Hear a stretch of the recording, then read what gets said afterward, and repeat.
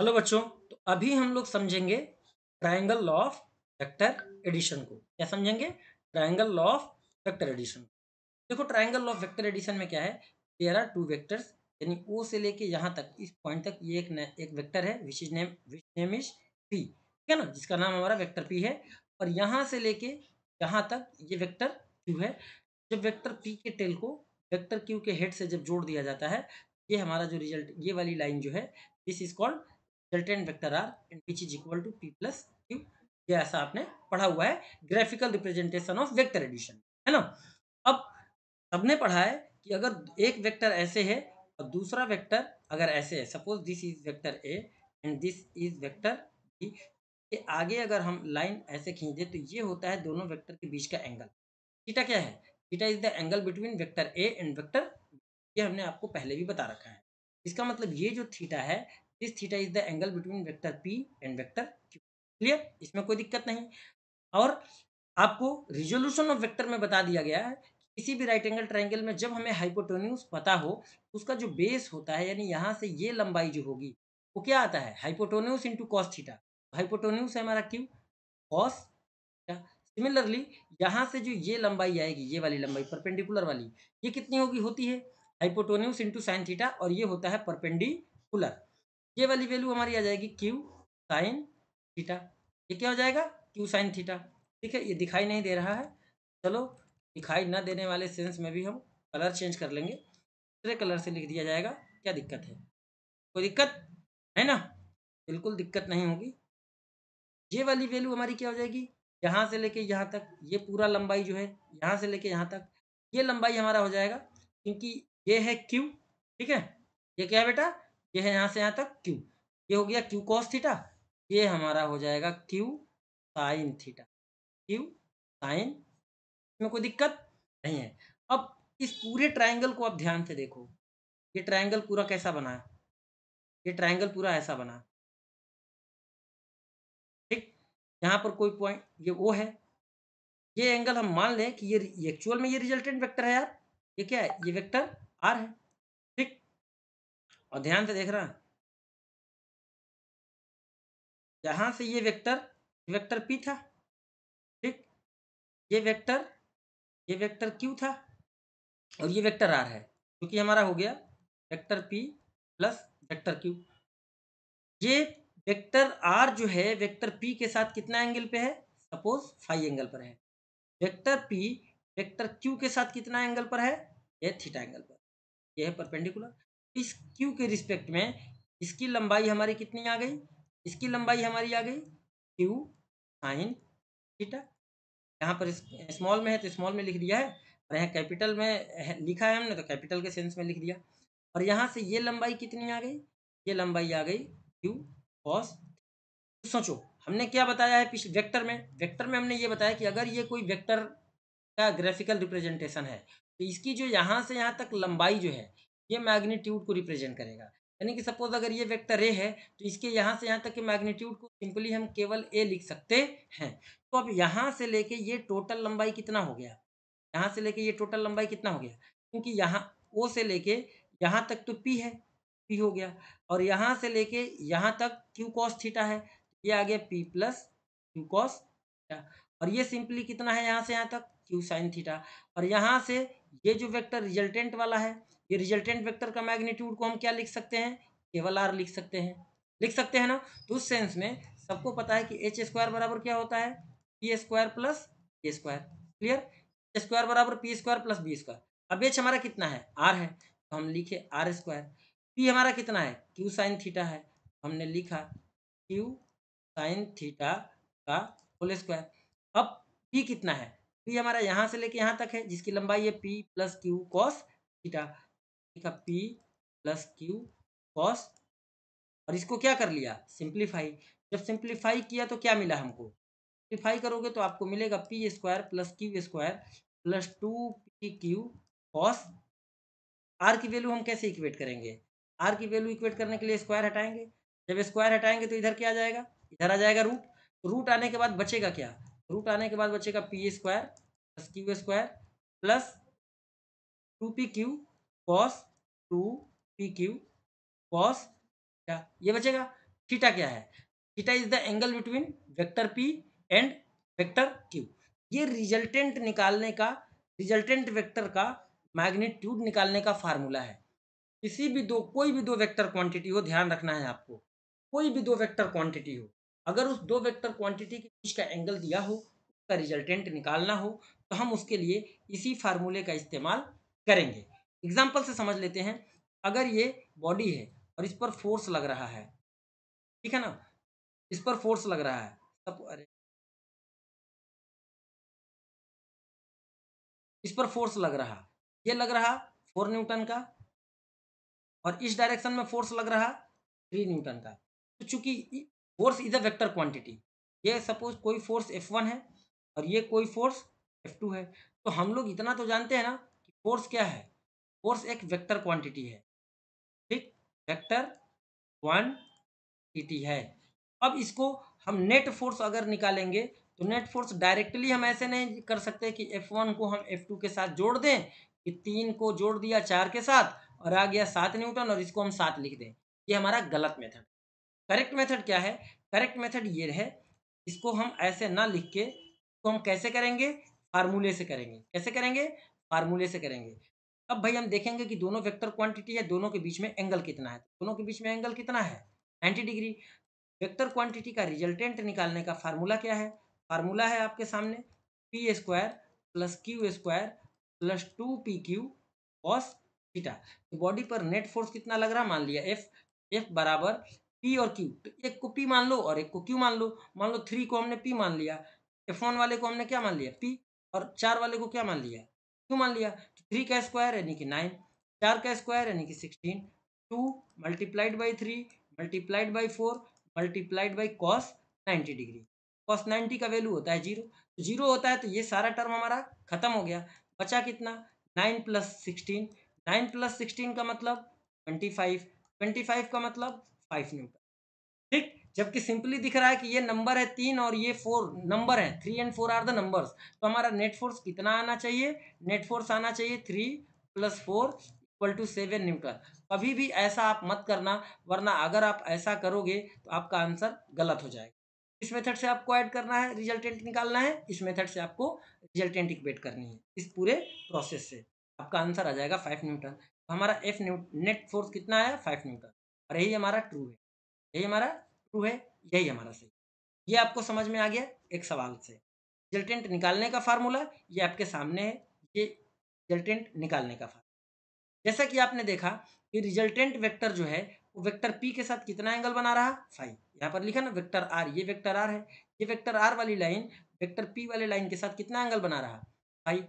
अगर हम देखें इसी फिगर से, इसी फिगर की मैं बात कर रहा हूँ, चलो फिगर 1 नाम दे दिया। अगर हम फिगर 1 में देखें, फ्रॉम फिगर 1, तो फिगर 1 से हमको क्या मिला कि फाई जो है, phi is the angle between vector R and vector P. ये दो वेक्टर के बीच का एंगल है, ठीक है ना। फिगर से जब tan फाई आप इक्वेट करोगे, तो tan फाई, tan थीटा का मतलब परपेंडिकुलर अपॉन बेस। अब इस फिगर में परपेंडिकुलर क्या है, इस फाई के लिए परपेंडिकुलर क्या है, ये कितना है, क्यू साइन थीटा, और यहाँ से लेके यहाँ तक बेस है, और ये बेस एग्जैक्टली कितना है, ये बेस हमारा यहाँ से लेके इतना है, ये बेस हमारा कितना है, P plus Q cos theta के बराबर है। ये कितना है बेटा, P plus Q cos theta के बराबर है। परपेंडिकुलर हमारा कितना है, परपेंडिकुलर है हमारा क्यू साइन थीटा के बराबर, और ये हमारा बेस है।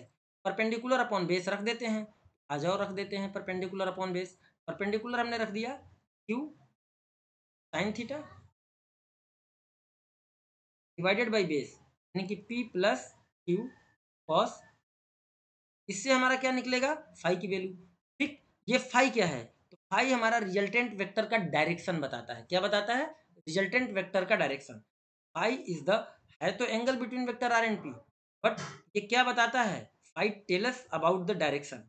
फाई, ये जो एंगल है, ये प्लस तुमको लग रहा है, tells about direction of vector R with respect to with respect to, किसके रिस्पेक्ट में, विद रिस्पेक्ट टू वेक्टर। तो फाई हमारा वही एंगल है जो वेक्टर पी के रिस्पेक्ट में आर का एंगल बताता है कि कितने एंगल पर किस डायरेक्शन में हमारा रिजल्टेंट फोर्स मिल रहा है। बात समझ आ गई। अब इसी सवाल में, जो सवाल अभी थोड़ी देर पहले हमने आपको समझाया कि ये हमारी बॉडी है और इस बॉडी पर एक फोर्स इधर लग रहा 4 न्यूटन और एक परपेंडिकुलर फोर्स इधर लग रहा 3 न्यूटन। अब रिजल्टेंट हमारा आ गया 5 न्यूटन। अब इसमें पूछा जाए कि ये रिजल्टेंट का डायरेक्शन बताइए, तो मान भाई हमेशा ध्यान रखना कि अगर ये दो फोर्सेस के डायरेक्ट ऐसे हैं तो रिजल्टेंट का जो भी डायरेक्शन होगा वो इनके बीच में ही कहीं होगा। अब कितने एंगल पर होगा वो हमको नहीं पता। मान ले कि ये कितने एंगल पर है, थीटा एंगल पर है। मानने में कुछ जाता है, चलो फाई मान लो, क्या दिक्कत है। मान लो कि कितने एंगल पर है, फाई एंगल पर है। इस फाई के रिस्पेक्ट में ये बेस है और ये हमारा परपेंडी। हमेशा याद रखना कभी भी, अगर ये लाइन और ये लाइन एक दूसरे के क्या है, परपेंडिकुलर ही तो है। इस लाइन को चाहे तो हम इस लाइन को हटा के, इस लाइन को ध्यान देना, लाइन को हटा के, अरे भाई ये तुमने समझा, इस लाइन को हम चाहे जिधर चाहे हम उधर मूव करा सकते हैं।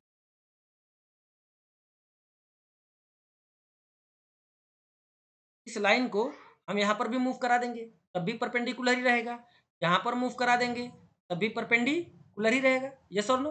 जबकि यह है यहाँ पर ऐसे, ठीक। आप समझना इस बात को, आप इस बात को समझना। आप भाई यहाँ पर क्या है, 4 न्यूटन का डायरेक्शन हमारा किधर है, 4 न्यूटन का डायरेक्शन ये है 4 न्यूटन। 3 न्यूटन का डायरेक्शन किधर है, इधर है। तो अगर ये लाइन ऐसे, अगर ये है हमारा रिजल्टेंट, ये हमारा रिजल्टेंट फोर्स है, ये 4 न्यूटन के साथ कितना एंगल पर है, मान लिया फाई। तो ये हमारा बेस लाइन है इस फाई के रिस्पेक्ट में, और ये हमारा परपेंडिकुलर लाइन है। क्लियर। अब हम अगर जब यहाँ से tan फाई की वैल्यू इक्वेट करेंगे, क्या इक्वेट करेंगे, tan फाई की वैल्यू अगर हम इक्वेट करेंगे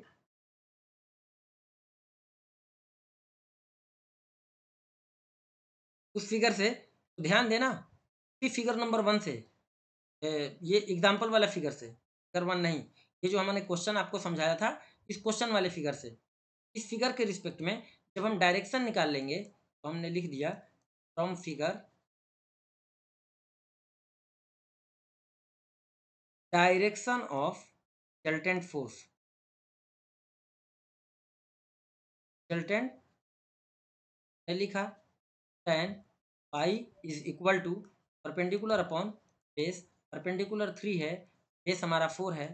पाई की वैल्यू हमारा कितना आ गया, पाई की वैल्यू आ गया tan इनवर्स 3/4। तो ये हमारा एंगल जो निकला tan इनवर्स 3/4, ये ध्यान से देखने पर जब इसकी वैल्यू आप इक्वेट करोगे फाई की, तो ये अप्रॉक्स आपको कितना मिलेगा, ये अप्रॉक्स आपको जो मिलेगा बेटा वो आपको मिलेगा 37 डिग्री।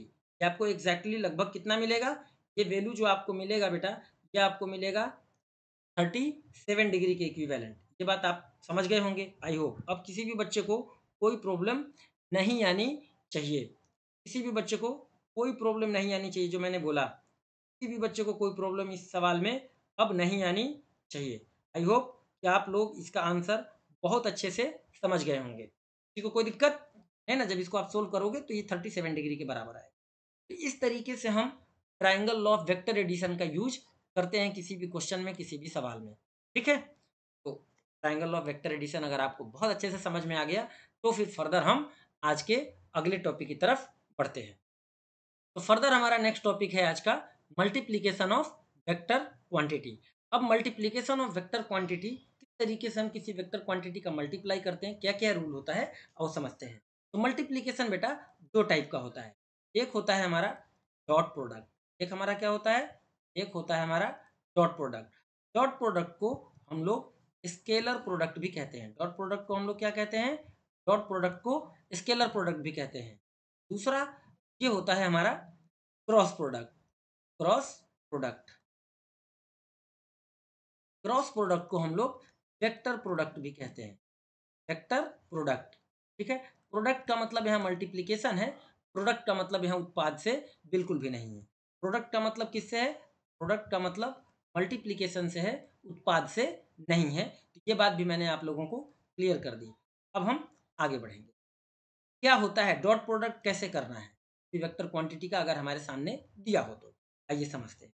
जैसे कोई वेक्टर ए है और इसकी वैल्यू हमारे पास दे रखा है A1 आई कैप, ठीक, प्लस 1 जे कैप प्लस C1 के कैप। और इसी तरीके से दूसरी वेक्टर क्वांटिटी बी है, इसमें दिया है A2 आई कैप प्लस P2 जे कैप प्लस P2 के कैप।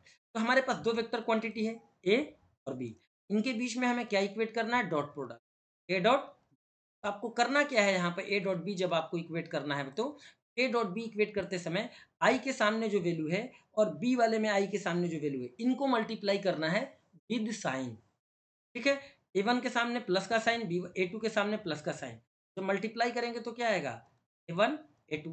सिमिलरली जे वाला कंपोनेंट यहाँ है प्लस का B1, यहाँ जे वाला कंपोनेंट से प्लस B2, आपस में मल्टीप्लाई करेंगे B1 B2।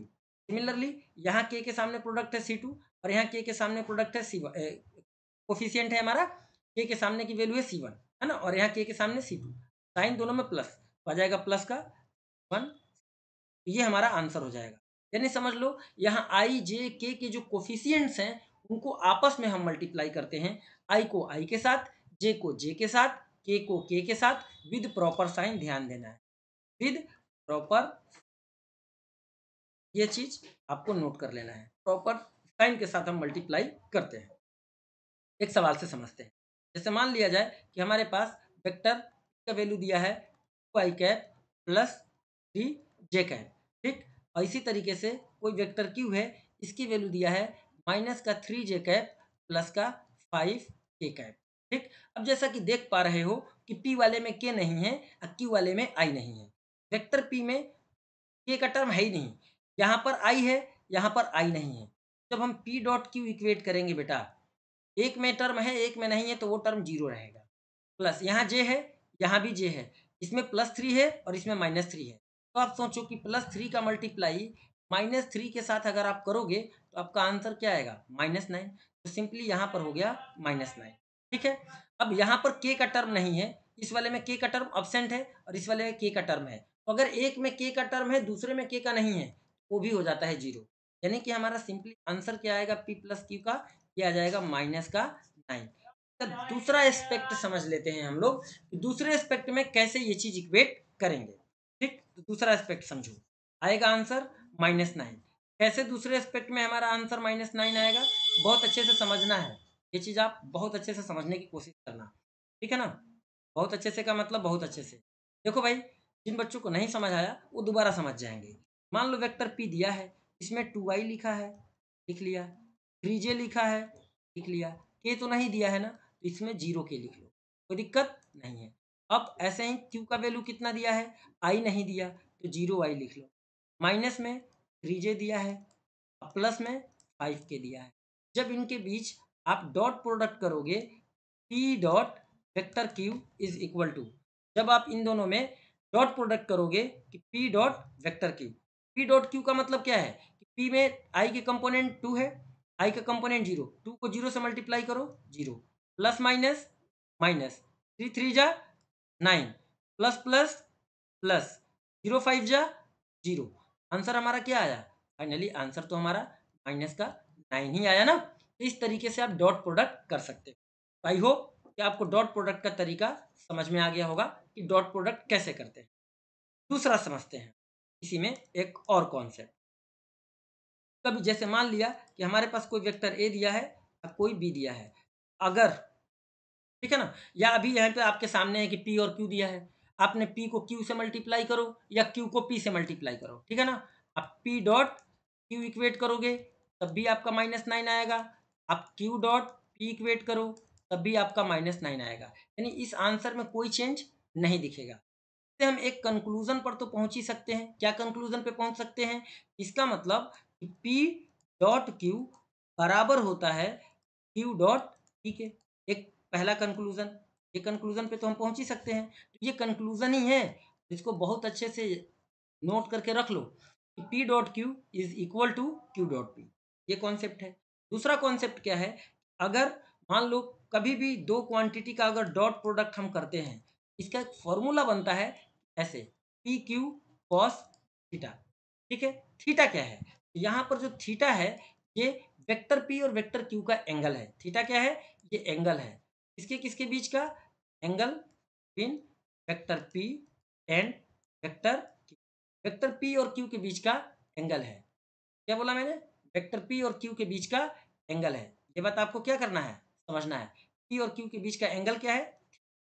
पी क्या है? ये पी, ये वेक्टर पी का मैग्नीट्यूड है। क्यू क्या है? ये इसका मैग्नीट्यूड है। ठीक है ना? तो कभी भी दो वेक्टर का डॉट प्रोडक्ट अगर किया जाता है तो उसका फार्मूला ये बनता है पी क्यू कॉस थीटा। क्या बनता है? पी क्यू कॉस थीटा बनता है। इसे आप नोट कर लीजिए। अब यहाँ से कंक्लूजन पे चलते हैं इस फार्मूले के। ये इंपॉर्टेंट फार्मूला है, समझ लेना। ये स्टार बना लो।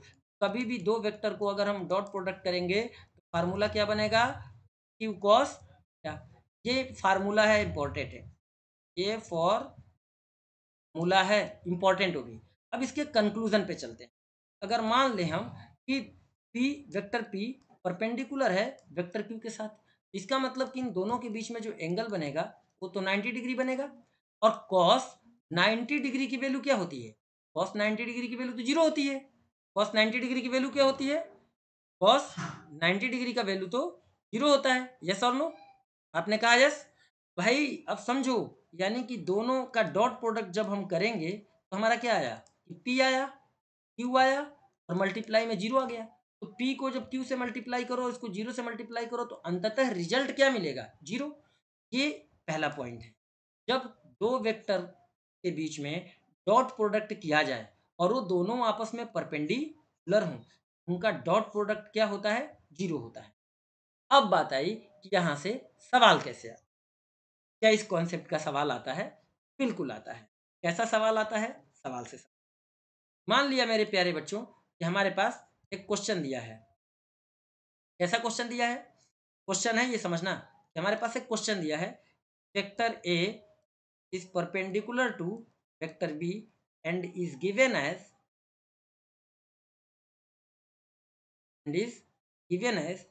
vector A is equal to 3i plus j plus 5k and vector B is equal to ai plus 2j minus का 3k।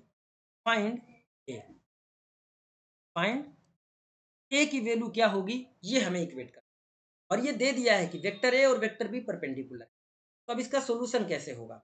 इसका सोल्यूशन ऐसे ही होगा। इसका सोल्यूशन ऐसे ही होगा। कैसा? कि भाई वेक्टर, हमें पता है कि जब दो वेक्टर, यानी अगर वेक्टर ए वेक्टर बी के साथ अगर परपेंडिकुलर है तो इसका मतलब इन दोनों वेक्टर का डॉट प्रोडक्ट जीरो होगा। तो हम डॉट प्रोडक्ट को जीरो कर देंगे। अब डॉट प्रोडक्ट जीरो करेंगे तो कैसे करेंगे? भाई इसमें आई की वैल्यू 3 है और इसमें ए है, तो 3a हो गया डॉट प्रोडक्ट करते समय, यानी कि यहाँ पर आ गया। अब दूसरे वैल्यू पे चलते हैं। दूसरा वैल्यू दिया है 2j, यहाँ भी 2j, तो 2 या 4 है, दोनों में प्लस है तो प्लस का 4 आया। हमने कहा ये आ गया प्लस का 4। अब आगे बढ़ते हैं। इसमें दिया है प्लस का 5k और यहाँ minus 3k। Plus minus minus, 5 3 जा 15, ये हो गया माइनस का 50, माइनस का इक्वल टू जी। ठीक है, तो अब यहाँ से आया क्या?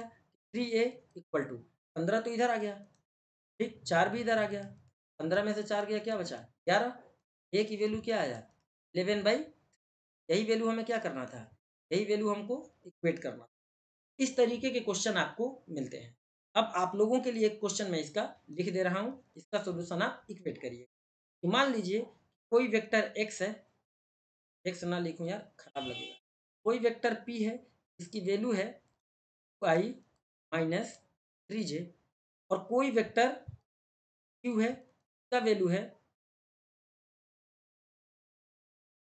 Minus I cap plus 5j cap plus lambda K cap. Given हो P is perpendicular to vector Q, find value of lambda, find value of lambda। Lambda की वैल्यू इक्वेट करनी है। ये सवाल आप लोगों के लिए क्या है? ये सवाल आप लोगों के लिए होमवर्क है। बहुत आसान सा सवाल है। इसका जवाब आप लोग हमें ज़रूर दीजिएगा। कमेंट में आप लोग हमें लिख देना, हम सबको रिस्पॉन्स करेंगे कि किस बच्चे का जवाब सही है और किस बच्चे का गलत है। अब हम बढ़ेंगे मल्टीप्लिकेशन के अगले कॉन्सेप्ट की तरफ, जिसे हम लोग वेक्टर प्रोडक्ट यानी कि क्रॉस प्रोडक्ट कहते हैं। आइए चलते हैं अब हम लोग क्रॉस प्रोडक्ट की तरफ। हाँ, तो अब हम आपको बताते हैं वेक्टर प्रोडक्ट के बारे में, ठीक है ना। आपको मैंने डॉट प्रोडक्ट के बारे में पूरा बता दिया, अब हम आपको वेक्टर प्रोडक्ट के बारे में बताएंगे। आइए स्टार्ट। तो बेटा वेक्टर प्रोडक्ट में हमारा क्या क्या होता है ना। देखो, ये है वेक्टर प्रोडक्ट, कोई दिक्कत, हेडिंग डाल दो। सपोज ये कोई दो वेक्टर है, वेक्टर ए और वेक्टर बी, जो एक दूसरे पर कितने एंगल पर है, थीटा एंगल पर, ठीक है ना। कितने एंगल पर है बच्चे, ये एक दूसरे से थीटा एंगल पर है। जब दो वेक्टर थीटा एंगल पर हैं तो इनका जब हम वेक्टर प्रोडक्ट करेंगे तो ये कुछ इस तरीके से होता है कि vector A cross vector B equal to A B sine theta N cap. Suppose this value is equal to another vector C, क्योंकि यहाँ पर एन कैप है, ये क्या बताएगा, ये जो ए बी साइन थीटा है, ये ए बी साइन थीटा जो है ये केवल मैग्नीट्यूड है। ए बी साइन थीटा क्या है बच्चों, A B sine theta is magnitude, और जो एन कैप है ये हमारा डायरेक्शन बताएगा। ये क्या बताएगा, डायरेक्शन बताएगा, किसका, ए क्रॉस बी को जो मल्टीप्लाई करने पर जो रिजल्ट आएगा उसका। ठीक, तो यानी कि जो रिजल्ट आ रहा है ये पूरा रिजल्ट यहाँ से लेके यहाँ तक ये पूरा वेक्टर फॉर्म है, पूरा वेक्टर फॉर्म में। इसीलिए जो वेक्टर प्रोडक्ट है, वेक्टर प्रोडक्ट को एक्चुअली में बेसिकली हम लोग क्या बोलते हैं, क्रॉस प्रोडक्ट बोलते हैं ना भाई। एक्चुअल में क्या है, एक्चुअल में क्रॉस प्रोडक्ट है। क्रॉस प्रोडक्ट को ही हम लोग वेक्टर प्रोडक्ट कहते हैं, इसमें क्रॉस का साइन बनता है। ठीक, तो जो रिजल्ट आता है वो vector quantity, suppose A B sine theta N cap is equal to vector C. इन्हें समझने में किसी को कोई दिक्कत नहीं होनी चाहिए। अगर दो वेक्टर क्वांटिटी थीटा एंगल पर है, उसका क्रॉस प्रोडक्ट करेंगे तो निकलेगा A B sine theta N cap provide direction and A B sine theta is the magnitude. A क्या है, A is the magnitude of vector A and B is the magnitude vector B. Sine theta is the sine value of angle between. Clear, कोई दिक्कत। अब आगे बढ़ते हैं कि इसमें जो डायरेक्शन वगैरह है, how to determine direction of cross product है। इसमें ये तो डायरेक्शन है, ये मैग्नीट्यूड है, मैग्नीट्यूड हम निकाल लेंगे। डायरेक्शन के लिए क्या कोई स्पेसिफिक रूल है, तो हाँ, डायरेक्शन इक्वेट करने के लिए क्रॉस प्रोडक्ट में एक स्पेसिफिक रूल है, जिसे हम लोग राइट हैंड रूल कहते हैं, या राइट हैंड थंब रूल के नाम से भी जानते हैं। ठीक है, ये रूल कहाँ यूज करते हैं हम लोग, टू डिटरमाइन डायरेक्शन। कहाँ यूज करते हैं बच्चा, यूज करते हैं इस रूल को to determine direction, to determine determine direction. ठीक है, डिटरमाइन डायरेक्शन किसका, प्रोडक्ट क्रॉस प्रोडक्ट का, किसका बाबू, क्रॉस प्रोडक्ट। ठीक है ना, ये आपको याद रखना, क्रॉस प्रोडक्ट के लिए बहुत अच्छा सा नियम है ये। अब जैसे देख लिया कि सपोज दो वेक्टर इस प्लेन में है, ये एक प्लेन है, ये क्या है, ये हमारा एक प्लेन है, समझिए दिस इज द प्लेन। अब इस प्लेन में हमारे दो वेक्टर हैं। कभी भी देखो दो वेक्टर है तो दो वेक्टर हमेशा एक प्लेन में एग्जिस्ट करेगा। वेक्टर प्लेन में एग्जिस्ट करे ऐसा पॉसिबल हो भी सकता है और नहीं भी हो सकता है। ये दोनों वेक्टर किसी एक प्लेन में थे, ठीक है, इनके बीच में एंगल था थीटा, और ए को हम मल्टीप्लाई कर रहे हैं बी के साथ बाई, ये एरो बना है, ए क्रॉस बी कर रहे हैं। तो हम अपने राइट हैंड, ये हमारा राइट हैंड है, ये हमारा थंब है, ये डायरेक्शन को बताएगा, तो बताएगा ये डायरेक्शन बताएगा। जब, और ये डायरेक्शन, ये फिंगर पहले अगर ओपन रही होंगी तो ये फिंगर कहाँ पे होगी, ऐसे, ये फिंगर कहाँ पर होगा, ऐसे, ये फिंगर कहाँ पर होगा, ऐसे, ये फिंगर कहाँ पर होगा, ऐसे होगा। यानी कि ये सपोज ये वेक्टर ए के डायरेक्शन में था, वेक्टर बी किधर है, वेक्टर बी हमारा इस डायरेक्शन में था, ये सर नो, वेक्टर बी इस डायरेक्शन में था। तो जब ए को बी की तरफ फोल्ड किए हम, तो हमारा थंब किधर है, अपवर्ड डायरेक्शन में। तो इन दोनों को जब मल्टीप्लाई करेंगे तो हमको वेक्टर क्वांटिटी मिलेगा। अब वो वेक्टर क्वांटिटी क्या होगा, ऐसा होगा, जैसा हम लोगों ने पढ़ा, वेक्टर क्वांटिटी हमारा कैसा होगा, लिख दे रहे हैं, समझ आ जाएगा आपको। A B sine theta N cap ये होगा। इस कंप्लीट वैल्यू को क्या लिखा, वेक्टर सी। जब इन दोनों को मल्टीप्लाई करेंगे तो जो हमारा रिजल्ट निकलेगा A B sine theta N cap, that is, suppose कि this value is equal, suppose है ये सेट है, समझ लो, ठीक है ना। तो this vector is perpendicular to the vector A and perpendicular vector B, ठीक है, बात समझ में कि ए बी जिस प्लेन में एग्जिस्ट करते हैं उस प्लेन के परपेंडिकुलर होता है हमारा इनका रिजल्ट। ठीक है, यानी कि ए को हम जब बी से क्रॉस मल्टीप्लाई किए तो हमारा रिजल्ट आया A B sine theta N cap, sine theta N cap. ये जो पूरा हमारा है तो हमने वेक्टर सी बोल दिया। तो ये वेक्टर सी जो है, vector C is perpendicular to vector A and vector C is perpendicular to vector B and vector C is also perpendicular to, अगर इन दोनों को ऐड भी करेंगे ना रिजल्ट, यानी कि vector A plus vector, vector A plus B भी तो इसी प्लेन में एग्जिस्ट करेगा कहीं ना कहीं, इसी प्लेन में हमारा ए प्लस बी भी करेगा। ठीक है, इसके भी परपेंडिकुलर का है, ये बात आपको ध्यान रखना है। यानी कि वेक्टर सी नोट है, ये लिख लेना। ये बताते लोग हैं लेकिन बच्चे इन सब छोटी छोटी बातों पे ध्यान नहीं देते हैं और यही सब इंपॉर्टेंट होता है। जो vector C is perpendicular pendicular plane, plane containing, plane containing vector A and vector B, यानी जिस प्लेन में ये दोनों वेक्टर एग्जिस्ट करते हैं उस प्लेन के परपेंडिकुलर इनका क्रॉस प्रोडक्ट होता है। वेक्टर सी का मतलब याद है ना, वेक्टर सी का मतलब ए क्रॉस बी, याद रखना, वेक्टर सी का मतलब ए क्रॉस बी। क्लियर? तो राइट हैंड रूल का यूज करके हम इसका डायरेक्शन इक्वेट करें। क्लियर? अब यहीं पर अगर इतनी बात आपको समझ में आ गई हो, तो यहीं पर अगर हम आपको ये बताएं कि यहाँ तो मल्टीप्लाई किया गया, क्रॉस मल्टीप्लाई किसका किसके साथ किया गया है, ध्यान देना। यहाँ पर जो मल्टीप्लाई किया गया ना बाबू,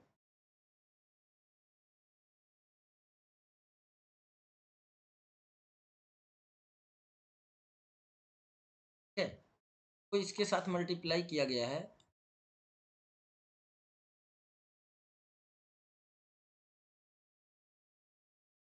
थोड़ा सा कर गया कुछ, सही हो जाएगा, कोई दिक्कत नहीं। तो देखो, ये अगर आपने लिख लिया हो तो इसको लिख लो बहुत अच्छे से। अब तुम्हें हम और चीज़ बताते हैं। ठीक, इसको हम मिटा देंगे, मिटाएंगे इसलिए क्योंकि थोड़ा जगह बनाना है हमको और इसी पे समझाना है, इसी पे। ये अगर लिख लिया हो, अब आ जाते हैं हम। ठीक है, अब आगे समझते हैं। ये आपको मैंने हमने समझा दिया पूरा अच्छे से। दिक्कत यहाँ पर नहीं हो, नहीं होगी। अगर कोई दिक्कत होती है तो आप हमसे पूछ सकते हैं कमेंट में।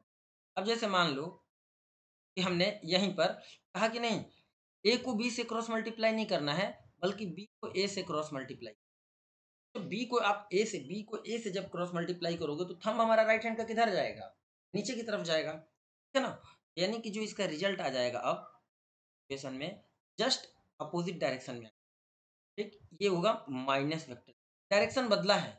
ये क्या है, vector B cross vector A है, ठीक है ना। और ये वेक्टर सी क्या था, वेक्टर सी जो है ये है ए क्रॉस, केवल डायरेक्शन हमारा चेंज हो जाता है जब उनको आगे पीछे करते हैं। जबकि स्केलर प्रोडक्ट में ऐसा नहीं होता है। स्केलर प्रोडक्ट में क्या है कि अगर हम 2 को 3 से मल्टीप्लाई करेंगे तो 6 आएगा और 3 को 2 से मल्टीप्लाई करेंगे तब भी 6 आएगा। ना प्लस माइनस, ना किसी साइन में चेंज हुआ, नहीं हुआ। लेकिन वेक्टर के साथ ऐसा होता है, ठीक है ना। यानी डॉट प्रोडक्ट की हम बात करें कि ए डॉट बी करेंगे तो मान लो हमारा कोई सी आया, बी डॉट ए करेंगे, तब बी डॉट ए करेंगे तब भी हमारा सी आएगा क्योंकि ये स्केलर रिजल्ट पर हमने वेक्टर का निशान नहीं बनाया।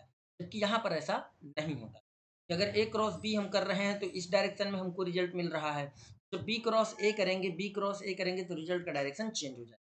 मैग्नीट्यूड उतना ही रहेगा, डायरेक्शन चेंज हो जाएगा। यहाँ से एक और कंक्लूजन निकलेगा, एक प्रॉपर्टी, ठीक है ना, एक कंक्लूजन निकलेगा। ये कह लो कि वेक्टर प्रोडक्ट का ये एक प्रॉपर्टीज भी है। धीरे धीरे आगे हम इसे समझेंगे। यानी कि यहाँ से आप याद रखना, ए क्रॉस बी मल्टीप्लाई किया, हमारा वेक्टर सी आया अगर, ठीक, तो बी क्रॉस ए अगर मल्टीप्लाई करेंगे तो हमारा माइनस वेक्टर होगा। और इसका मतलब ये हुआ A cross B is not equal to B cross A, क्योंकि बराबर नहीं है। ठीक, क्योंकि यहाँ प्लस में रिजल्ट है और यहाँ माइनस में, not equal to each other, ठीक है ना। और याद रहे ये जो चीज़ हमने आपको बताया है ये बहुत इंपॉर्टेंट है। ये आपका नीट में भी पूछा जा चुका है और ये आपका डिफेंस के एग्जाम यानी कि एनडीए में भी पूछा जा चुका है और ये आपके एयरफोर्स में भी पूछा जाता है, ठीक है, एयरफोर्स में भी आता है। तो ये एक कीवर्ड है जो अभी हमने आपको बताया है। तो ये कीवर्ड है, इस कीवर्ड को आपको बहुत से याद रखना है। तो एक क्रॉस प्रोडक्ट में जो रिजल्ट होता है वो दोनों इंडिविजुअल वेक्टर के परपेंडिकुलर होता है। इवन उनको सम कर देंगे तो उसके भी परपेंडिकुलर होगा, और ये दोनों वेक्टर जिस प्लेन में एग्जिस्ट करेंगे उस प्लेन के भी ये रिजल्ट परपेंडिकुलर है। ठीक है, अब हम चलते हैं example of vector product. Vector product के हमारे क्या क्या एग्जाम्पल हो सकते हैं। तो जैसे हम लोगों ने टॉर्क के बारे में पढ़ा है, टॉर्क को हम लोग बेसिकली क्या बोलते हैं, मोमेंट ऑफ फोर्स। क्या बोलते हैं बच्चे, मोमेंट ऑफ, बोलते हैं ना। मोमेंट ऑफ फोर्स निकालने का ये हमारा फॉर्मूला होता है आर क्रॉस। ये हमारा वेक्टर प्रोडक्ट का एग्जाम्पल है। जब इसको मल्टीप्लाई करेंगे तो R F sine theta N cap ये डायरेक्शन बताएगा और ये मैग्नीट्यूड देगा। ये टॉर्क है, आर पोजीशन वेक्टर है, ठीक है ना, और एफ हमारा तरीके से जो एल यहाँ पर आप देख रहे हो ये एंगुलर मोमेंट। एल हमारा क्या है, एल हमारा एंगुलर मोमेंटम है। एंगुलर मोमेंटम है, एंगुलर मोमेंटम बराबर भी होता है मोमेंट ऑफ लीनियर मोमेंट, यानी आर क्रॉस पी। क्या होता है, आर क्रॉस पी होता है। और जब इसको हम क्रॉस प्रोडक्ट करेंगे तो ये आएगा R P sine theta two N cap. L angular momentum position vector और ये लीनियर मोमेंटम। ये कुछ एग्जांपल्स हैं जिससे कि आप वेक्टर प्रोडक्ट निकाल सकते हो। अब आते हैं geometrical meaning of vector product. इसका वेक्टर प्रोडक्ट का ज्योमेट्रिकल मीनिंग क्या होता है। तो मान लो जैसे ये वेक्टर ए है और ये वेक्टर बी है, ठीक है ना। बात समझ में आ रही है कि ये कोई वेक्टर ए है और ये कोई वेक्टर बी है। आप समझो कि अगर बी का कंपोनेंट हम इक्वेट करें एक एलोंग इधर, तो जिधर से थीटा जुड़ा है उधर तो बी कॉस थीटा आएगा, बी कॉस थीटा। और इस एक अगर परपेंडिकुलर कंपोनेंट अगर इधर हम निकालेंगे बी का कंपोनेंट निकालेंगे इसी के डायरेक्शन में, एक एक एलोंग ए और एक परपेंडिकुलर टू ए, तो ये वाला आ जाएगा बी साइन आ जाएगा। तो देखो ये वेक्टर ए के ऊपर ये परपेंडिकुलर ही तो है, ये वेक्टर बी यानी ये जो वेक्टर बी था इसका ये परपेंडिकुलर कंपोनेंट है बी साइन थीटा। यानी कि ज्योमेट्रिकल इंटरप्रिटेशन में क्या आपको समझाया गया है, भाई ए क्रॉस बी अगर दिया है, एक इसका मैग्नीट्यूड की अगर हम केवल बात करें, मैग्नीट्यूड की अगर हम बात करें तो हमारा ए बी साइन थीटा ही तो होता है। एन कैप किसके लिए लगा है, ये डायरेक्शन के लिए। अगर हम केवल मैग्नीट्यूड, क्योंकि यहाँ मॉड लगा दिया तो मॉड का मतलब मैग्नीट्यूड, तो हम इसका यूज नहीं करेंगे। या इसको हम कैसे लिख सकते हैं, ए ब्रैकेट के अंदर बी साइन थीटा, या इसको ऐसे भी लिख सकते हैं कि ए साइन थीटा इंटू बी। अगर इनको कंपाइल करेंगे तो हमारा क्या मिलेगा, ए बी साइन थीटा ही तो मिलेगा। और इसको भी कैसे लिखेंगे, ए बी साइन थीटा ही तो लिखेंगे। तो हम दो तरीके से लिख सकते हैं, इस इन दोनों को इस तरीके से समझ सकते हैं। ए के साथ बी का परपेंडिकुलर कंपोनेंट हमने मल्टीप्लाई किया, या बी के साथ ए का परपेंड, अब भाई ये वेक्टर ए है और ये थीटा है तो इसका कंपोनेंट अगर एक इधर निकालेंगे हम तो क्या आएगा, ए कॉस थीटा।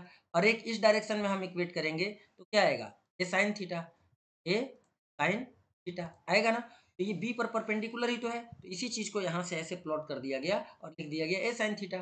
ठीक है, यानी ए का परपेंडिकुलर कंपोनेंट है और किस पर परपेंडिकुलर है, वेक्टर बी पर, तो यानी कि ए साइन थीटा इंटू बी। तो कुल मिला के एक तरीके से एक लंबाई है और एक चौड़ाई है। अगर इसके स्क्वायर के फॉर्म में अगर हम देखें या रेक्टेंगल के फॉर्म में अगर बना दे, समझना कि ये वेक्टर बी था ऐसे, ये कोई वेक्टर बी है। और मान लो ऐसे ये कोई वेक्टर ए है और ये दोनों के बीच में है एंगल थीटा। तो ए का कंपोनेंट जब हम इस डायरेक्शन में निकाल लिए तो हमारा क्या निकला, ए साइन, यही तो निकला। मैंने कहा बिल्कुल सर यही निकला। तो अब अगर ए साइन थीटा को बी वाले के साथ मल्टीप्लाई करोगे, भाई लंबाई इंटू चौड़ाई, इससे क्या निकलेगा, ये एरिया ही तो निकलेगा। यस और नो, कहा यस सर। इसका मतलब ये हो गया कि इस रेक्टेंगल का एरिया ही निकालना है तो हम ए बी साइन थीटा कर सकते हैं। यस और नो। अब कोई जरूरी तो नहीं है कि ये एग्जैक्टली इस तरीके से ही हो सकता है पैरेललोग्राम बन जाए, ठीक है ना। तो इसीलिए कहते हैं हम लोग कि एरिया ऑफ पैरेललोग्राम जो होता है, एरिया ऑफ पैरेललोग्राम वो दो वेक्टर के क्रॉस प्रोडक्ट से निकाला जाता है। कैसे निकाला जाता है, दो वेक्टर के क्रॉस प्रोडक्ट। तो अगर कोई दो वेक्टर यानी उसके दो कंसेक्यूटिव साइड्स वेक्टर फॉर्म में दे रखे हों, ठीक है ना, एक ही जगह से यानी एक वर्टेक्स से जाने वाले, अगर उनके दो साइड की वैल्यू वेक्टर फॉर्म में दी गई हो तो उनको उनका क्रॉस प्रोडक्ट करो, उसका मैग्नीट्यूड निकाल दो। मैग्नीट्यूड निकालते ही आपका क्या निकल आएगा, area of parallelogram made by two. लेकिन याद होना चाहिए कि उनके दोनों करस्पॉन्डिंग साइड्स दिए होने चाहिए, या एक वर्टेक्स से जाने वाले दोनों साइड्स की वैल्यू वेक्टर फॉर्म में दी जानी। एरिया ही हमारा वेक्टर प्रोडक्ट, ठीक है, उसका एरिया ही हमारा वेक्टर प्रोडक्ट का मैग्नीट्यूड। क्लियर। अब आते हैं प्रॉपर्टीज। ठीक, vector properties of vector product. ठीक। या बेटा अगर यहाँ पर ये चीज ना समझ में आई हो कि एरिया मैंने क्यों बोला, तो दोबारा अगर आपको समझना चाहते हो, चलो यार एक बार फिर से बता दें, क्योंकि बहुत सारे बच्चों को यहाँ पे बड़ा कन्फ्लिक्ट रहता है। ठीक है ना। एक्चुअली में यहाँ पर इस तरीके से हमने फिगर बनाया है ताकि समझा पाए आपको। दूसरा तरीका बस वही है, जैसे मान लेते हैं थोड़ी देर के लिए, बहुत अच्छे से समझना है इस चीज को। ये कोई वेक्टर बी है, ठीक, और ये कोई वेक्टर ए है, ठीक, और ये एंगल है थीटा। रिजोल्यूशन ऑफ वेक्टर हमने बताया था ना। तो अगर ए का कंपोनेंट इसके लॉन्ग इक्वेट करें, यानी यहाँ से परपेंडिकुलर डालें और इसके लॉन्ग अगर हम इक्वेट करें, क्या मिलेगा, एक कॉस थीटा। और इसके परपेंडिक और एक यहाँ से ऐसे लाइन, अगर इसका ये कंपोनेंट हम इक्वेट करें, ये वाला कंपोनेंट ए का, ठीक, तो ए के साथ जिधर से थीटा जुड़ा होता है उधर कॉस आता है, और जिधर थीटा नहीं जुड़ा है उधर साइन। की वैल्यू क्या आएगी, ए साइन थीटा। और वेक्टर ए को बी के साथ अगर क्रॉस मल्टीप्लाई करते हैं और इसका मैग्नीट्यूड हम केवल लिखें, हमारे पास क्या होता है, ए बी साइन। तो अगर हम दो पार्ट में तोड़ के हमने कहा ए साइन थीटा इंटू बी कर दो। ए साइन थीटा क्या है, ये है। मान लो यहाँ से ये लंबाई को हम लंबाई ले ले, एल लिख ले, और इस वाले लंबाई को हम चौड़ाई तरह ट्रीट करें। देखो यानी कि ये क्या लिखा है, ये है हमारा breadth multiplied by length. Length into breadth is equal to क्या होगा, एरिया ही तो होगा। यस और नो, हाँ सर एरिया ही होगा। इसका मतलब कि ए क्रॉस बी का जो मैग्नीट्यूड है ए बी साइन थीटा, ये किसी ना किसी चीज के एरिया को रिप्रेजेंट करेगा। इस तरह का एरिया हो सकता है, कोई भी 2D डायग्राम हो सकता है, ये पैरेललोग्राम भी हो सकता है, ये रेक्टेंगल भी हो सकता है, ये स्क्वायर भी हो सकता है। बात समझ में आ रही है, ये क्या हो सकता है, स्क्वायर भी हो सकता है। तो जनरल वे में हम लोग बोलते हैं, क्योंकि हमको एग्जैक्ट तो पता नहीं है क्या होगा क्या नहीं होगा, है ना। तो हम लोग बोलते हैं भाई ऐसा है कि ये जो है area of parallelogram made by, हो गया, दिक्कत तो नहीं। ये चीज आप बहुत अच्छे से समझ लिया, बहुत खास बातें हैं, बहुत इंपॉर्टेंट बातें। अब आते हैं प्रॉपर्टीज की तरफ क्रॉस प्रोडक्ट के, बहुत ध्यान से समझ। Properties number 1, the vector product is anti commutative. Anti commutative क्यों बोला गया, क्योंकि अगर ए क्रॉस बी का मल्टीप्लाई करेंगे तो A B sine theta N cap होगा, लेकिन जैसे ही बी क्रॉस ए करते हैं तो भाई ये बी ए साइन थीटा, ये वैल्यू और ये वैल्यू में कोई चेंज नहीं आएगा, क्योंकि ये दोनों नंबर हैं और साइन थीटा की वैल्यू चेंज नहीं होगी। लेकिन ये डायरेक्शन को रिप्रेजेंट करता है, जैसा कि हमने पीछे आपको बताया है कि नहीं। ये किसको रिप्रेजेंट करता है, डायरेक्शन को रिप्रेजेंट करता है। तो डायरेक्शन यहाँ बदल गया, ठीक, माइनस एन कैप, ठीक, तो बन गया result minus A B. That's why इसको बोला जाता है एंटी कम्यूटेटिव। क्लियर हो गया। इसीलिए कहते हैं कि A cross B is not equal to B cross A, बल्कि A cross B equal to the minus B cross, ये लिखा जाता है। ये रिलेशन क्रॉस प्रोडक्ट के लिए सही है, बट ये इक्वल नहीं होता है, ठीक है ना, ये ध्यान रखना है। ये सही है और ये भी इक्वल करके लिखना हो तो माइनस साइन लगे। दूसरी प्रॉपर्टी की तरफ चलते हैं, vector properties of vector product. इसका दूसरी प्रॉपर्टी क्या है, दूसरी प्रॉपर्टी ये है कि the vector product is distributive over addition. ठीक है, ऐसा हम लोगों ने मैथमेटिक्स में छोटे छोटे क्लासेज में पढ़ा हुआ है कि अगर ए क्रॉस बी प्लस सी लिखा हो तो हम इसको ए क्रॉस बी प्लस ए क्रॉस सी लिखें, इसी को बोलते हैं डिस्ट्रीब्यूटिव ओवर एडिशन। के बाद है हमारे पास तीसरा properties, the magnitude of the vector product of two perpendicular vector. ये एक स्टार बना लो भैया, और क्या बना लो, इस पर जितना स्टार तुम बनाना चाहो बना लो, इंपॉर्टेंट टॉपिक, ये एक इंपॉर्टेंट प्रॉपर्टीज है, ठीक है ना। कि the magnitude of the vector product of two perpendicular vectors is maximum. अगर दो वेक्टर क्वांटिटीज हैं, दो वेक्टर हैं, जैसे suppose this is vector A, this B, दोनों एक दूसरे पर परपेंडिकुलर हैं, तो इनका जब क्रॉस प्रोडक्ट हम करेंगे तो रिजल्ट क्या आएगा, वो मैक्सिमम रिजल्ट आता है। कितना आएगा मैक्सिमम रिजल्ट, तो ए क्रॉस बी का मैग्नीट्यूड निकालेंगे तो ए बी, जो कि केवल ए बी के बराबर। तो हम मैग्नीट्यूड की बात कर रहे हैं, डायरेक्शन की बात नहीं हो रही, ठीक है। किसी भी डायरेक्शन में निकले लेकिन वो रिजल्ट वैल्यू हमारी मैक्सिमम होगी, क्योंकि साइन 90 की वैल्यू मैक्सिमम होता है। सबको पता होना चाहिए कि क्रॉस प्रोडक्ट में साइन थीटा आता है, साइन थीटा की वैल्यू रेंज करता है -1 से लेके +1 तक, ठीक है। तो समझ आ रही है, तो ये दोनों ही वैल्यू अपने आप में एक तरीके से मैक्सिमम रिजल्ट देंगे, एक प्लस में देगा एक माइनस। जीरो कब होगा, तो याद रखना कि जब दो वेक्टर एक दूसरे के परपेंडिकुलर हों, वहां पर उनका जो क्रॉस प्रोडक्ट आता है इज मैक्सिमम। इतना ओनली ए एंड, जैसे अगर दे दिया जाए कि कोई वेक्टर ए है और इसका मैग्नीट्यूड हमारा दे दिया मान लो 9 यूनिट है, वेक्टर बी का मैग्नीट्यूड हमारा मान लो दे दिया 6 यूनिट है, अब बोला कि इनका क्रॉस प्रोडक्ट, दोनों परपेंडिकुलर हैं, दोनों का क्रॉस प्रोडक्ट निकालो, हम कहेंगे कि भैया इनका क्रॉस प्रोडक्ट का जो मैग्नीट्यूड आएगा वो आएगा सीधे ए बी, ठीक, यानी कि 9 इंटू 6, 9 6 जा कितना होता है ये तो बताने की जरूरत नहीं है ना, 4 तरीके से हमारा आंसर होगा।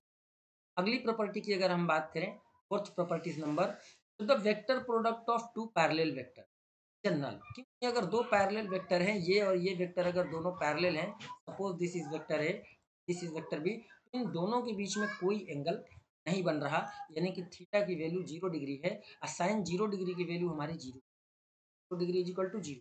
क्रॉस प्रोडक्ट में हमारा फॉर्मूला क्या आएगा, A cross B is equal to, अगर इसके मैग्नीट्यूड की बात करें आएगा ए बी साइन थीटा, और साइन थीटा की जगह अगर 0 कर दिया जाए, A B multiplied by 0 gives result 0, ठीक है ना। तो इस वजह से ये नल वेक्टर हमारा मिलेगा, क्या मिलेगा, नल vector.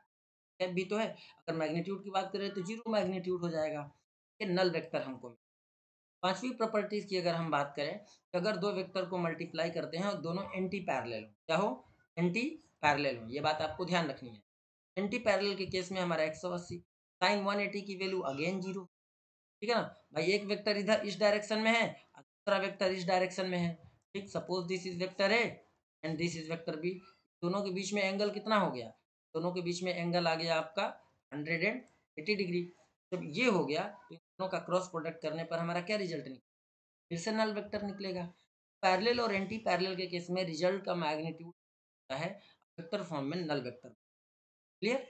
Properties number 6, properties number 6, the vector product of a vector with itself is a null vector, कि अगर ये सेम वेक्टर है और इसी का साथ वेक्टर प्रोडक्ट अगर हम करेंगे, इससे भी रिजल्ट हमको क्या मिलेगा, नल वेक्टर ही मिलेगा, ठीक है, ये आपको ध्यान रखना, क्योंकि ए दोनों वेक्टर अगर सेम है तो उनके डायरेक्शन सेम होंगे, दो वेक्टर का अगर सेम प्रोडक्ट करेंगे तो डायरेक्शन सेम होगा, डायरेक्शन सेम होने का मतलब कि एंगल 0 डिग्री बनेगा, और साइन 0 डिग्री की वैल्यू होती है 0, तो वजह से हमारा रिजल्ट ये हो गया 0, 0 इंटू एन का 0, क्लियर है ना, इसलिए null vector. Properties number 7, property 7 क्या है, कि the vector product of two same unit vector is a null vector, अगर कोई सेम यूनिट वेक्टर भी है तब भी उसका हमारा क्रॉस प्रोडक्ट 0 ही है, भी 0 ही का है। तो दोनों अगर सेम यूनिट वेक्टर है तो यूनिट वेक्टर मतलब डायरेक्शन, जब दोनों वेक्टर का डायरेक्शन सेम है तो इसका मतलब कि उनके बीच का एंगल 0 डिग्री होगा, साइन 0 डिग्री 0, जिससे हमारा मैग्नीट्यूड उसके बगल में डायरेक्शन अगर का हो नल वेक्टर, ये बात आपको याद रखनी है। प्रॉपर्टीज नंबर 8, प्रॉपर्टीज नंबर 8 ये लिख लेना, बहुत बढ़िया। आई को जे से जब मल्टीप्लाई करते हैं तो ये आता है, जे को के से मल्टीप्लाई करते हैं तो आई आता है, के को आई से मल्टीप्लाई आता है, और ये एंटी क्लॉकवाइज रोटेशन, जैसे मान लो ये हमारा आई है, ये हमारा जे है, जे कैप है, ठीक है, और ये हमारा के कैप है, देख लो एंटी क्लॉकवाइज रोटेशन है, जैसे ही हमने आई को जे से मल्टीप्लाई किया के आया, प्लस में मिलेगा रिजल्ट, अब जे को के से मल्टीप्लाई किया तो आई मिला, के को आई से मल्टीप्लाई किया तो, अब इसके उल्टा यहाँ पर काम करता है क्लॉकवाइज, ये हमारा आई है, ये हमारा आई है, ठीक, ये हमारा ये है, ठीक, ये हमारा कट, अब यहाँ रिजल्ट में माइनस आएगा, जैसे ही जे को आप आई से मल्टीप्लाई तो जहाँ लिखा था उसको वहीं, ये आई था, ठीक, यहाँ हम लिख देते हैं ये, यहाँ के था, ऐसा लिखा वैसे ही लिखा मैंने, आई जे के। अब जे को जब आई से, जे को जब आई से मल्टीप्लाई करेंगे तो के आएगा लेकिन माइनस साइन, के को जे से मल्टीप्लाई करेंगे तो माइनस का आई है, ठीक है ना, के को जे से करेंगे तो, जे को और आई को के से करेंगे तो जे, ठीक, लेकिन माइनस साइन, क्यों, क्योंकि अभी थोड़ी देर पहले हमने आपको बताया था ए क्रॉस बी को जो मल्टीप्लाई करते हैं हमें कोई क्या मिलता है, हमें मिलता है A B two N cap, ठीक, जब हम बी क्रॉस ए करते हैं तो क्या मिलता है रिजल्ट, बी क्रॉस ए करने पर रिजल्ट में मिलता है minus A B sine theta N cap मिलता है, इसको हम लोग वेक्टर सी लिख सकते हैं, तो हम माइनस वेक्टर, ये तो माइनस साइन आ जाता, ठीक है ना। तो जैसे इनके डिजिट आपस में इंटरचेंज, इनके प्लेसेज को चेंज किया हमने, माइनस साइन आ गया। इस तरीके से आई क्रॉस जे अगर के है तो जे क्रॉस आई माइनस के हो, जे क्रॉस के अगर आई है तो के क्रॉस जे माइनस आई हो जाए, के क्रॉस आई जे है, आई क्रॉस के माइनस जे हो जाए। क्लियर? अब आपको समझ में आ गया। ये हमारा था 8वीं प्रॉपर्टी। अब बात करते हैं एड टू मेमोरी। देखो जो कि अभी हमने थोड़ी पहले समझाया, आई जे के, आई क्रॉस जे करेंगे तो प्लस का के, जे क्रॉस के करेंगे प्लस, ठीक है ना। तो आप अपने मेमोरी में स्टोर कर सकते हो, जो कि ऑलरेडी हम पर समझा दिया। भले ये प्लेसेस कहीं पर भी हो, पर यही होता है जब हम एंटी क्लॉकवाइज, याद रहे एंटी क्लॉकवाइज में हमको पॉजिटिव रिजल्ट मिलता है और क्लॉकवाइज में नेगेटिव रिजल्ट, ठीक है ना। क्लॉकवाइज में नेगेटिव रिजल्ट मिलता है। यहाँ पर थोड़ा सा काट दो, थोड़ा सा उल्टा हो गया है, या रिप्रेजेंटेशन एक्चुअली में अलग थलग हो गया है, लिख दिया गया है। बाकी वो लिखा सही है, ऐसा नहीं है। ये जिस हिसाब से गोल का रिप्रेजेंटेशन है ना, हिसाब से सही याद रखना है यहाँ पर। लेकिन एंटी क्लॉकवाइज जब रोटेशन होता है तो वहाँ पर हमको पॉजिटिव रिजल्ट मिलता है, क्लॉकवाइज के केस में हमको नेगेटिव रिजल्ट। अब बात करते हैं हम सबसे इंपॉर्टेंट टॉपिक पे, वो है कि calculating vector product using components. Components के साथ अगर वेक्टर प्रोडक्ट का मल्टीप्लाई करते हैं तो क्या रिजल्ट आता है। सिंपली इसको समझने के लिए हम थोड़ा आपको पीछे लेके चलते हैं। अब जैसे मान लो कहीं पर लिखा है X plus Y multiplied by A plus B.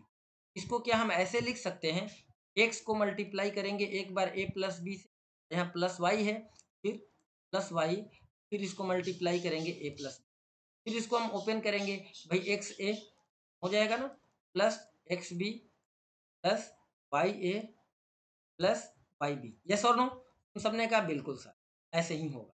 क्यों? क्योंकि एक और दो तीन चार, चार टर्म है, तो हमको मल्टीप्लाई करने के बाद भी चार टर्म मिलना चाहिए, कोई दिक्कत। इसी तरीके से अगर हम मल्टीप्लाई करें क्रॉस प्रोडक्ट में भी, मान लेते हैं कि दो वेक्टर है, हमारा वेक्टर ए और वेक्टर बी, जो कंपोनेंट्स के फॉर्म में दे रखा है ए एक्स आई प्लस के, बी बराबर बी एक्स आई वाई जे प्लस जेड के, और इनको हमें क्रॉस मल्टीप्लाई करेंगे तो हमने वेक्टर ए की वैल्यू लिखी, क्रॉस मल्टीप्लाई वेक्टर बी की वैल्यू लिखी। कोई दिक्कत? यहाँ तक आपको समझने में कोई दिक्कत नहीं ना। जब हम इनका क्रॉस प्रोडक्ट स्टार्ट करेंगे तो ए एक्स आई लिया, अब इसमें ये बी के तीनों कंपोनेंट आ जाएंगे, वेक्टर बी के ये तीनों कंपोनेंट आज लिख दिया, फिर प्लस ए वाई जे कैप, प्लस ए वाई जे कैप, फिर ये वेक्टर बी के तीनों कंपोनेंट लिख दिया, फिर इसके साथ भी इन तीनों का मल्टीप्लाई होगा। इस तरीके से ये स्टेप ये और ये हमने लिखा एक लाइन में, और ये सब आपस में ऐड किए जाएंगे, इसलिए प्लस। क्लियर है? अब आते हैं इधर, जब हम अब हम आते हैं इधर, जब यहाँ तक हमने इतना कर लिया, ध्यान से देखना बच्चों, जब हमने इतना ये स्टेप हमने क्लियर कर ली, तो अब हम इधर आएंगे। देख लो यार, दिख रहा है कि नहीं तुम लोगों को? अगर नहीं दिख रहा होगा तो चेंज करेंगे ना। ओहो हो, नहीं दिख रहा है ना, चलो हम वही करेंगे। इसीलिए हमने कहा दिखाना बहुत जरूरी है। जब तक दिखेगा नहीं तब तक मजा नहीं आएगा ना। जब तक तुम लोगों को दिखेगा नहीं तब तक मजा नहीं आएगा। ठीक है, आ जाओ, अब इधर आ जाते हैं। ठीक, इतना इतना स्पेस आपको बहुत अच्छे से दिख गया, तो किसी को कोई दिक्कत तो नहीं हुई? इसमें किसी को कोई दिक्कत हो रही है? बताओ जरा। इतना स्टेप आपको समझ में आ गया ना? इतने स्टेप में किसी भी बच्चे को कोई समस्या तो नहीं हो रही है? अगर कोई समस्या हो रही हो आप हमको बता जरूर देना। ठीक, कोई समस्या किसी भी बालकों को, किसी भी तरह की कोई समस्या तो नहीं हो रही है? नहीं होनी चाहिए, है ना। तो बेटा देखो, कोई समस्या ना हो इसलिए हम आपको बहुत अच्छे से चीज़ें क्लियर कर रहे हैं यार। अब इतना टाइम लगता है क्रॉस प्रोडक्ट को समझने में, ठीक है ना। क्रॉस प्रोडक्ट को इतना आसान मत समझना। आ जाओ अब इधर, कहाँ गए हो कहाँ गए हो कहाँ गए। ये हमने कर लिया कि भाई वेक्टर ए की वैल्यू थी, वेक्टर बी की वैल्यू थी, ए की वैल्यू लिख लिया, बी की वैल्यू लिख लिया, ए बी, ए वाले के साथ इन तीनों का मल्टीप्लाई, इसके साथ इन तीनों का मल्टीप्लाई, इसके साथ इन तीनों का मल्टीप्लाई, नीचे लिख लिया। अब आ जाते हैं इस साइड में। इस साइड में आने का मतलब है कि हमको थोड़ा सा आप लोगों के लिए नीचे करना पड़ेगा। क्या करना पड़ेगा? थोड़ा सा नीचे करना पड़ेगा। ओहो, थोड़ा सा नीचे करने पर भी अभी नहीं दिख रहा, थोड़ा सा और नीचे कर लेते हैं, देख लेते हैं अब दिख रहा है क्या। हाँ, अब दिखना शुरू हो गया, है ना। अब इतना हमने कर लिया। अब वहां के बाद भाई जब इस वाले वैल्यू को जब इन तीनों से मल्टीप्लाई करेंगे तो क्या रिजल्ट आएगा? एक्स डी एक्स आई को आई से करेंगे, एक्स बी एक्स, आई को आई से आई क्रॉस आई। फिर एक्स आई को बी वाई जे से करेंगे तो आएगा एक्स बी एक्स आई कैप जे कैप। फिर ऐसे ही तो इससे करेंगे तो ये आ जाएगा। सिमिलरली अब इसके साथ इन तीनों का करेंगे तो ये लाइन मिलेगा। फिर उसी तरीके से एजेड के से इन तीनों का करेंगे तो हमने अभी बताया थोड़ी देर पहले, सेम क्वांटिटी का क्रॉस प्रोडक्ट क्या होता है, जीरो होता है। सेम क्वांटिटी का क्रॉस प्रोडक्ट करने पर क्या रिजल्ट आता है, सेम क्वांटिटी का क्रॉस प्रोडक्ट करने पर जीरो रिजल्ट आता है। तो जब सेम क्वांटिटी का क्रॉस प्रोडक्ट करेंगे जीरो रिजल्ट आएगा, तो इसका मतलब आई क्रॉस आई वाला ये टर्म जीरो, जहाँ जे क्रॉस जे है ये टर्म जीरो, जहाँ के क्रॉस के है ये टर्म जीरो। ये हो गया, ये जीरो हो गया, ये जीरो हो गया, ये जीरो हो गया। अब जो बच गया उसको लिख सकते हैं कि नहीं लिख सकते हैं हम। अब ये भी बात है थोड़ी देर पहले बताई गई, I cross I J, J cross sorry I cross J K होता है, जे क्रॉस के आई। अगर इनकी डिजिट को एक्सचेंज करेंगे तो माइनस साइन आ जाएगा। अब जैसे देखो यहाँ पर लिखा है आई क्रॉस जे, आई क्रॉस जे के केस में हम यहाँ पर के लिखा है, लिख सकते हैं, तुमने कहा बिल्कुल। अब यहाँ लिखा आई क्रॉस के, आई क्रॉस के को अगर के क्रॉस आई कर दें तो के क्रॉस आई का मतलब माइनस जे लिख सकते हैं, लिख सकते हैं। ठीक उसी तरीके से जे क्रॉस आई है, आई क्रॉस जे अगर इसको कर दें तो ये भी माइनस के हो जाएगा। ठीक इसी तरीके से जब मल्टीप्लाई कर लेते हो तो मल्टीप्लाई करने के बाद आपको फाइनल में रिजल्ट कुछ ऐसा निकल के, ठीक है ना, ये ये ये ये ये ये कुछ रिजल्ट आएंगे। आई वाले को आई वाले के साथ, जे को जे के साथ, के को के के साथ जब हम अरेंज करेंगे तो हमारा कुछ रिजल्ट इस तरीके से। ठीक इसका दूसरा मेथड होता है जो बड़ा आसान होता है, वो मेथड भी हम आपको नीचे बताएंगे, आपको परेशान होने की जरूरत नहीं है। इस तरीके से मल्टीप्लाई करना ना बच्चों के लिए बड़ा लेंदी हो जाता है, ये मैथमेटिक्स में करना बड़ा आसान लगता है, लेकिन जब वेक्टर में करते हो ना तो बड़ा हौच पौच हो जाता है डायरेक्शन वायरेक्शन को लेके। तो इसलिए इस मेथड से चाहो तो इस मेथड से भी कर सकते हो, लेकिन इस मेथड से करते समय आपको इन बातों का ध्यान रखना होगा। किन बातों का, ये जो टेबल है इस टेबल का आपको अच्छे से ध्यान रखना होगा, कब किसको किसके साथ एक्सचेंज करना है। ठीक है, ये इस मेथड से चाहोगे तब भी जब आप करोगे तो आपका रिजल्ट यही निकल के आएगा कि ए क्रॉस बी बराबर this one minus this one plus this one. लेकिन सबसे आसान मेथड होता है मैथमेटिक्स का डिटर्मिनेंट्स मेथड। अगर ए क्रॉस बी करना है तो आई जे के कैप लिख लेते हैं, ए के कंपोनेंट लिख लिया आई के साथ जे के वाला, बी का कंपोनेंट आई जे के वाला लिख लिया, और इसके बाद क्रॉस मल्टीप्लाई कर लिया। क्रॉस मल्टीप्लाई यहाँ पर कैसे करते हैं ये आपको नहीं पता है तो हम आपको बताते हैं। भाई क्रॉस मल्टीप्लाई करने के लिए दो डिजिट होना, मान लो यहाँ ए है बी है और एक्स है वाई है, मल्टीप्लाई कैसे करें, इसको इसके साथ मल्टीप्लाई करेंगे पहले नंबर, ठीक, तो इससे मल्टीप्लाई करेंगे दूसरे, पहले वाले रिजल्ट को दूसरे वाले से माइनस कर दें, यानी ए को वाई से करेंगे, फिर माइनस करेंगे, एक्स को बी से करेंगे ये। और ध्यान रखना है साइन भी ध्यान में रखना होता है, with proper sign, with proper sign, sign को भी हमें प्रॉपर ध्यान में रखना होता है। ठीक है, जैसे एग्जांपल के तौर पे अभी हम यहीं पर ले लेते हैं कि मान लो कि हमारे सामने ऐसा दिया है कहीं, यहाँ प्लस का 2 है, यहाँ माइनस का 3 है, यहाँ माइनस का 1 है, यहाँ माइनस का यहाँ प्लस का 4 है, या माइनस का 4 है, प्लस का हटा के -4, माइनस का 4 है। अब इस कॉन्सेप्ट के अकॉर्डिंग कि पहले हमको मल्टीप्लाई इस तरफ से करना, 4 टू जा 8, अब प्लस माइनस माइनस, यानी कि ये आया माइनस का 8, माइनस लगाना है, -8 फिर माइनस लगाना है, ये नियम है, ये आपको जो दिख रहा है ये आपका नियम है। अब दूसरे नंबर पे ऐसे मल्टीप्लाई करना है, -1 है -3, माइनस माइनस का मल्टीप्लाई तो प्लस हो जाएगा, 3 1 जा 3, यानी कि ये आया 3, यानी आया -8 -3, यानी आंसर आएगा -8। इस कॉन्सेप्ट को ध्यान में रखना। अब देखो क्या करते हैं, आई के लिए आपको पता है कि जब सेम कंपोनेंट का क्रॉस प्रोडक्ट किया जाए, यानी वेक्टर ए का वेक्टर ए के साथ क्रॉस प्रोडक्ट करेंगे जीरो, तो ये भी आई का कंपोनेंट है और ये भी आई का कंपोनेंट है, तो इनका आपस में मल्टीप्लाई नहीं। जब हम आई के लिए मल्टीप्लाई करना शुरू करते हैं तो आपको पता होना चाहिए, ध्यान देना बाबू, जे क्रॉस के होता है, ये हमारा आई के इक्वल होता है, J cross K is equal to आई, ठीक है ना, ये तो लिखा है आपको यहाँ पर, ये तो समझाया गया है, J cross K is equal to I, और I cross J is equal to K, ये समझ लो बहुत अच्छा कि K cross I is equal to J. जब हमें आई के लिए मल्टीप्लाई करना है तो जे और के कंपोनेंट का मल्टीप्लीकेशन होता है, जब के लिए मल्टीप्लाई करोगे तो आई और जे के कंपोनेंट का मल्टीप्लीकेशन होगा, जब जे के लिए मल्टीप्लाई करोगे तो के और आई का कंपोनेंट का मल्टीप्लीकेशन होता है। ठीक है, ये चीज आपको बहुत इंपॉर्टेंट चीज है, समझ लो। तो जितना स्टार तुम बना लो उतना कम है, पर तुम जितना स्टार बना लो ये बहुत इंपॉर्टेंट पॉइंट है, समझ रहे हो ना, वेरी मोस्ट इंपॉर्टेंट पॉइंट है ये वाला। इसको बहुत अच्छे से आप लोगों को याद रखना है। ठीक, भाई साहब यहाँ आ जाते हैं। इस कॉन्सेप्ट से भी जब हम मल्टीप्लाई करेंगे तो हमारा रिजल्ट उतना ही आएगा। आता ही सर करके एक दिखाओ ना, तो यहीं पर कर देते हैं तुम्हारे सामने, घबराना नहीं है। जब है अंसारी सर इज हियर तो काहे का फियर। आज समझ रहे हो, नहीं समझ रहे हो तो अब समझ लो।